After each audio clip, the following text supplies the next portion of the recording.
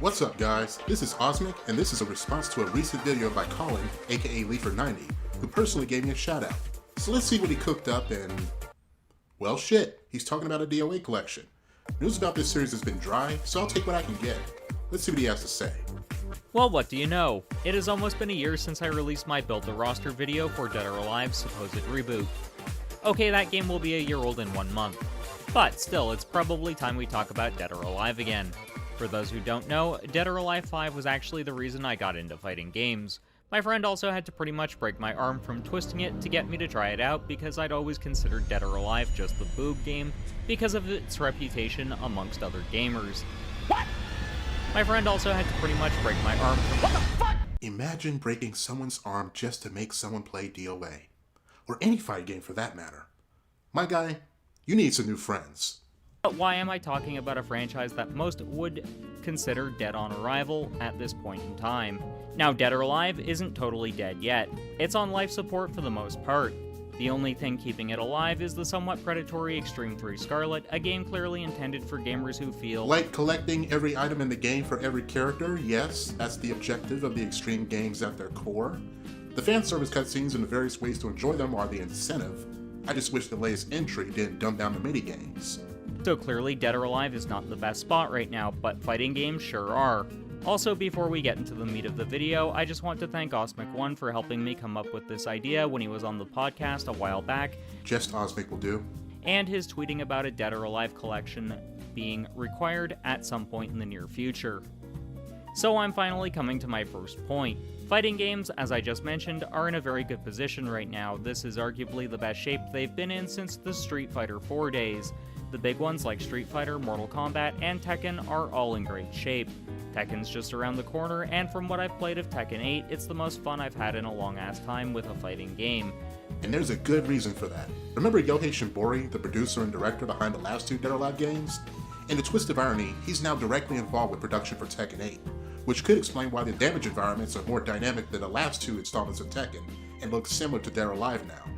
So it'd actually make more sense for Koei Tecmo to release these games in one package and price it around the same dollar value as one modern game. But how many games do we include in the package? You include Dead or Alive Ultimate, 2 Hardcore, Dead or Alive 3 and 4, and that's it. You gotta be fucking kidding. Oh, come on, Colin. Surely Koei Tecmo can do better than that. For Dead or Alive 1 alone, we could have the original Sega Model 2 arcade version, Dead or Alive 1 Ultimate, which is essentially the enhanced version of the Sega Saturn release, the PS1 remake, which included Ayane and Bass, and even the Sony ZN1 arcade version of the PlayStation 1 remake, Dead or Alive Plus Plus, which was not only never before released legally outside of Japan, but is also the only Dead or Alive game to have a universal 6-point hold system, making its gameplay unique in its own right, and the first of many selling points and novel curiosities this collection potentially has to offer. To be totally honest, Dead or Alive 2 Ultimate is all we need. This Xbox exclusive remake of Dead or Alive 2 was just that big of an improvement over the previous iterations of Dead or Alive 2 in every aspect. The only downside, albeit minor, is the removal of the few exclusive third-party licensed costumes, such as the Xbox boot-bait costumes, one specific costume for Tina that was based on a licensed character from a now defunct comic book company, and maybe Zack's Shadowman costume. But that's all we'd be missing out on if this collection goes multi-platform. Now, for Dead or Alive 3, you'll have to be more specific than just Dead or Alive 3. In total, there were 3 different versions of the game, and we're not talking just region code. Dead or Alive 3.0, the original release, was the one assigned to North America. Nothing special there. Dead or Alive 3.1, the second release, was not only assigned to Japan, but came with several additions and enhancements, including the CGI opening, which was not present in a North American release, gameplay changes such as loose tracking on linear moves, allowing for true sidestepping, guaranteed follow-ups from a wall splat, and a lot more guaranteed launchers from unholdable stuns. This is what made this particular version the fan favorite amongst the community. And last but not least, there's the third release, Dead or Alive 3.2, which was assigned to European regions. Certain powerful tools were nerfed from DOA 3.1, but even this was preferable to 3.0. Longtime fans deserve to experience all 3 of these different versions of the game for themselves in one convenient package, and with online multiplayer for the first time ever, it easily promotes this installment to selling point number 2. Dead or Alive 4 is where things start to get tricky. First of all, there's only ever been one online patch update to the game in its whole lifespan, meaning that only 4.0 and 4.1 would be the only possible versions to choose from, neither of which are good, at least from a competitive perspective. What I would propose for this collection is an exclusive update to this game that does the following gameplay changes: extremely loose tracking, certain moves having unholdable stun property, guard breaks having plus frames on block, and guaranteed follow-ups from wall splats would be the most essential changes for this game. Oh, and make Jan Lee's Dragon Gunner great again. Seriously, it's the one time it ever sucked ass in a DOA game, but not as badly as Baden, Bast, Leon, Brad Wong, and Tengu. They were hit the hardest in this game's current state. And to address the elephant in the room, yes, I'm aware that Spartan 458 and the Halo stage would be a problem when boarding other platforms, so here's a workaround. Instead of completely removing Spartan 458 and the Halo stage altogether, why not release Spartan 458 with an in-house character who Spartan 458's gameplay served as the basis for? And why not reskin the stage so that it fits perfectly with that character?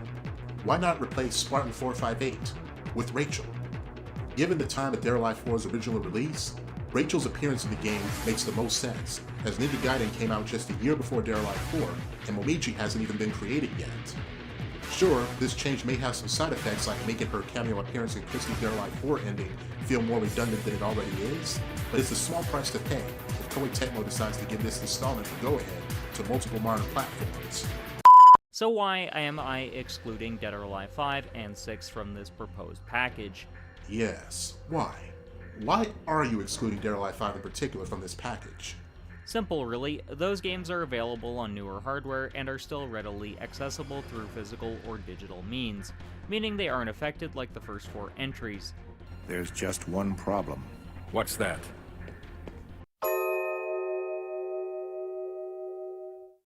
While the console ports of Dead or Alive 5 last round are well and good, you're forgetting that Team Ninja severely botched the PC port. Chief among these flaws are the lack of a player match option for online multiplayer, which not only means you're stuck playing ranked matches, but you can't set up a lobby for multiple players at all. But the madness doesn't stop there. The PC port lacks the modified SOC engine the console versions were based on, meaning that the enhanced particle effects are not present, the console exclusive stages are not present, additional details in certain stages like Ends of the Earth are nowhere to be found, and there's no easy method to unlock everything in the game through a simple code that can be activated on the main menu. For these very reasons, adding Dead or Alive 5 last round to the collection is a valid decision, and would serve as a long overdue apology to PC players who felt cheated. And to further sweeten the pot, they could even add Mai Shiranui back to the game again as an act of good faith for the late bloomers who never got a chance to purchase the character, let alone play the character, before the license expired, and this time for free. However, I think this is the extent of what Team Ninja can do as far as freebies go. The third-party licensed costumes probably won't be so easy to get, unless the folks behind Attack on Titan are really generous on allowing Koei Tecmo to re-release the costumes and the exclusive stage tied to them again. Now, I know someone's going to bring up Dead or Alive Dimensions in the comments section, and I do own that game. After the unfortunate omission of Ninja Gaiden Dragon Swords, a Nintendo DS exclusive which saw the debut of Momiji, for the Master Collection, I don't see Dead or Alive Dimensions being released outside the Nintendo platform anytime soon. But let's see where you go with this. What it is, and with the Nintendo DS's 3DS? limitations, it's a good game, with one simple flaw. Its storytelling of Dead or Alive 1 through 4 is completely nonsensical, and is extremely hard to follow. Did we play the same game? Because I found the story of Dead or Alive Dimensions very easy to follow, even with its few retcons. In fact, name the date and time so we can discuss this in the podcast, and we can pick apart the story together. It also has limitations of being a DS game. 3DS. How many good fighting games can you think of on that platform offhand? Dimensions is the only one I can think of. So just including the first 4 games makes the most sense, as Ultimate only released on the original Xbox, 2 hardcore saw releases on the Dreamcast and the PS2, 3 was limited to the original Xbox only, and the 4th entry was just on the Xbox 360, meaning access to these games is rather sketchy at best. Whereas Dead or Alive 5 has 2 superior versions to the vanilla game, and they're pretty much available on everything at this point. Same goes for the only version of Dead or Alive 6 we've ever gotten. Dead or Alive 6 is fine as it is. It is the current game after all. Another reason Koei Tecmo needs to consider a remastered collection for Dead or Alive is because a simple remaster would mean very little investment on the company's part, meaning they could spend a shoestring budget on remastering 4 titles and use that to gauge potential interest in mechanics the player base wants in the reboot. It could also prove to be a testing ground for rollback netcode, which has been applied to the Fightcade version of DOA 2, so clearly superior netcode would be possible with these titles. Also, if you think about it, a remastered collection would potentially bring in new blood and old hats alike, since there are some individuals like me who have never played the original games in their heyday. Plus, there's a whole new generation of fighting game players. Hey, for all we know, there could be some kid out there right now who just needs the push of a pretty waifu to get into fighting games, and they could be the next big thing in the FGC, either as a player or a content creator. Basically, we need to get more new blood into the genre. And this is by far the strongest valid point you made in this entire video, and I have to agree, this is very important. With fighting games in a good place and the market yet to become overcrowded, it's time to make collections of older fighting games.